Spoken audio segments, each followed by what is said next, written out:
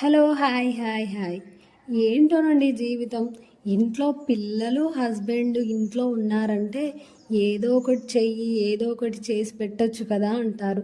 సర్లే పాపం అని చెప్పేసి ఏదో ఒకటి చేద్దామని అది చేయనా ఇది చేయనా అడిగానంటే అదొద్దు ఇదొద్దు అంటారు. పోనీ వారేని చెప్తారా అంటే లేదు. సర్లే అని చెప్పేసి నేనే ఏదో ఒకటి ప్రిపేర్ చేస్తే దానికి 10 వంకలు పెడతారు.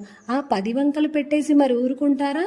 లేదు, తినేస్తారు. అంతా తినేశాక అది బాలేదు ఇది బాలేదు అంటారు. అలాంటప్పుడు తినడం ఎందుకు, వంకలు పెట్టడం ఎందుకు చెప్పండి.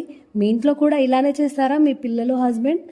ప్రతి ఒక్కరి ఇంట్లో ఇలానే ఉంటారు కదా. నాకు తెలిసైతే 100% ఇలానే ఉంటారు.